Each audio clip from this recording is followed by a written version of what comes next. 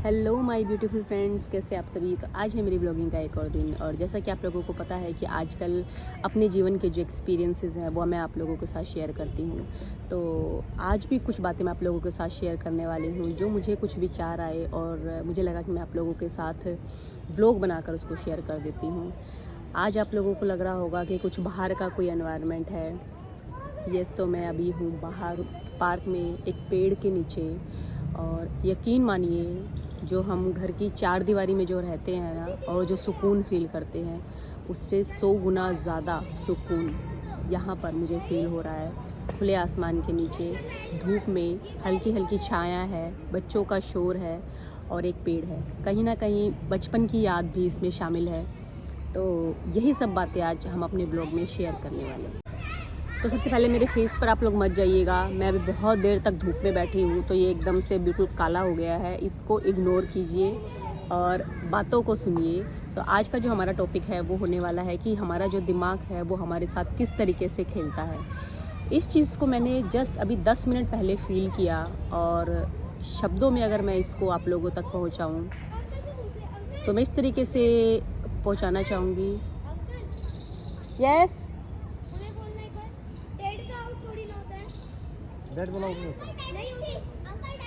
तो बीच में बच्चे आ गए थे पूछने के लिए। एक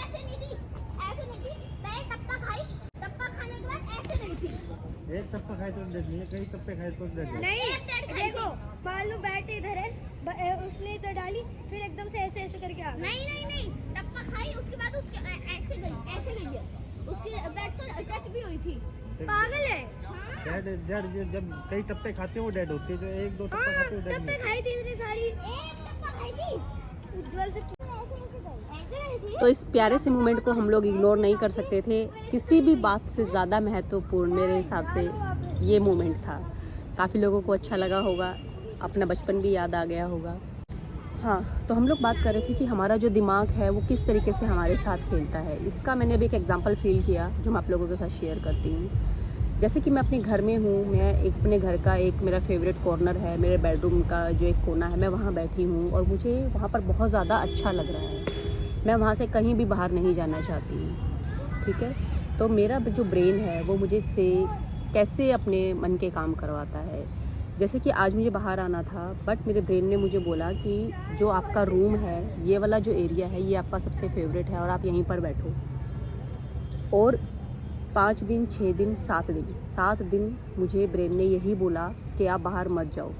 बट जब हम अपने ब्रेन की बात को इग्नोर करके बाहर इस एनवायरनमेंट में आए तो मुझे ऐसा लगा कि शायद उस रूम से भी ज़्यादा कंफर्टेबल कुछ है। बट चूंकि मैंने अपने आप को हैबिचुअल बना लिया है अपने रूम में रहने का, अपने घर के अंदर अपनी चार दीवारी में इतना ज़्यादा कंफर्ट जोन अपना बना लिया है कि इस चीज़ की हम लोग वैल्यू नहीं कर पा रहे हैं। तो सबसे पहले जो चीज़ है, ब्रेन आपके साथ खेलता है। जो भी आपकी रेगुलर चीज़ें हैं जो आपको बहुत ज़्यादा सहूलियत प्रदान करती हैं, उन चीज़ों पर बीच बीच में हमें ब्रेक लगा के कुछ अलग ज़रूर करना चाहिए। तो ब्रेन जो है वो किस तरीके से हमारे साथ खेलता है, छोटे से एग्जांपल एक और मैं इसमें ऐड करना चाहूँगी। आप लोग 4-5 दिन कुछ बाहर का खाकर देखिए, छठे 7वें दिन आपको फिर से बाहर का वही सब खाने की जो इच्छा है वो बार बार होगी। लेकिन अगर आप 1 महीने तक बाहर का कुछ नहीं खाते हैं तो आप महसूस करेंगे कि आपके ब्रेन को आदत हो गई है कि मुझे इस इंसान से अपनी बातें नहीं मनवानी है, बल्कि इसकी बातें हमें मनानी है। अब कुछ लोग बोलेंगे कि बाहर का खाना खाने से क्या होता है। कुछ नहीं होता है, मैं जस्ट एक थॉट आप लोगों के साथ शेयर कर रही हूँ कि हमें अपने ब्रेन को भी कंट्रोल करना आना चाहिए। यहाँ पर बात खाने की नहीं है, बात जो है बाहर घूमने की या घर में बैठने की नहीं है। बात ये है कि जब हमारा ब्रेन रेगुलरिटी में हमसे चीज़ें मनवाता है तो बीच में कभी ना कभी उसमें स्टॉप लगाकर हमें ये चेक भी करना चाहिए कि हमारा जो ब्रेन है वो हमारे कंट्रोल में कितना ज़्यादा है। अभी एक बहुत ही इम्पॉर्टेंट तरीके से, बहुत ही इम्पॉर्टेंट एग्जांपल के साथ मैं आप लोगों के साथ एक चीज़ शेयर करती हूँ कि ब्रेन जो है वो किस तरीके से हमें कंट्रोल करता है। अभी बहुत सारे यंग लोग जो हैं वो मेरी लाइव में आते हैं, मेरी वीडियोज़ को देखते हैं, मुझसे कनेक्टेड है। तो आजकल बहुत ज़्यादा है ये चीज़ की लाइक बॉयज़ एंड गर्ल्स जो है वो आपस में फ्रेंड्स बनते हैं, ठीक है। और हमें ऐसा लगता है पर्टिकुलर इंसान को कि हम उस इंसान के साथ बहुत ज़्यादा अटैच है या हमें उनसे डेली बात करनी है। और अगर हम लोग बात नहीं करेंगे तो कुछ लोगों को ऐसा लगता है कि ये बहुत ज़्यादा एक डिप्रेसिंग सिचुएशन हो जाती है। तो इस सिचुएशन में भी मैंने ऐसा फील किया है, जिस चीज़ को हम लोग इतना बड़ा मान लेते हैं कि हमें उस इंसान से प्यार है या हम बहुत ज़्यादा अटैच हैं या शायद हम अपनी लाइफ को रेगुलर उसी तरीके से दोबारा नहीं जी पाएंगे अगर ये इंसान हमसे दूर चला गया, तो इस चीज़ का भी सबसे बड़ा सॉल्यूशन यही है कि आप अपने ब्रेन को कंट्रोल करने की आदत डालिए। ये कुछ भी नहीं होता है, ये सिर्फ इतनी चीज़ होती है कि आप एक इंसान से मिलें और उस इंसान के साथ रहकर आपको उनसे बात करने की आदत बन गई। जब हमारे शरीर में, हमारे दिमाग में किसी भी चीज़ की कोई भी आदत बन जाती है तो बीच बीच में उस आदत को आप ब्रेक करने की हैबिट डालिए।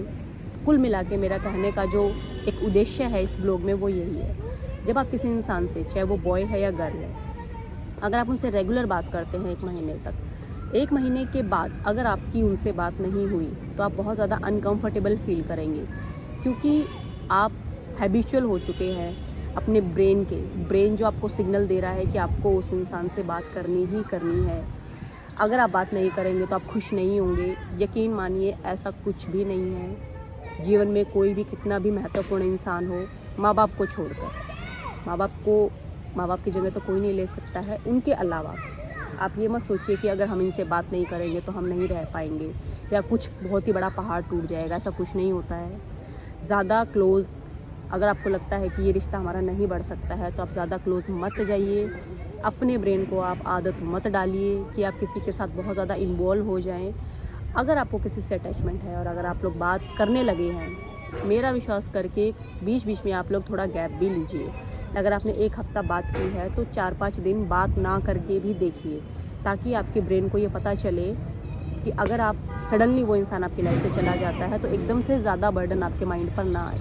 तो कुल मिला के आज के व्लॉग में मैं यही कहना चाह रही थी कि जीवन में जितनी भी चीज़ें हैं, जितने भी काम आप करते हैं, उनको रेगुलरिटी में मत कीजिए। एटलीस्ट ऐसी चीज़ों को मत कीजिए जो आपके लिए हार्मफुल है।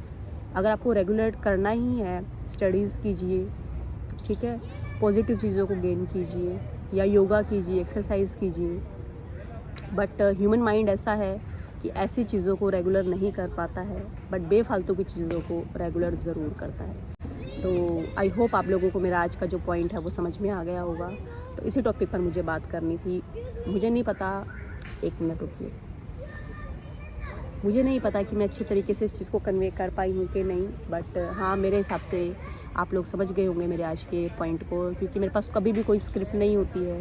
मेरे मन में अगर कोई भी विचार आता है मैं तुरंत उसकी वीडियो बना देती हूँ, ताकि जो मेरे मन में चल रहा है मैं उसको आप लोगों तक पहुँचा पाऊँ।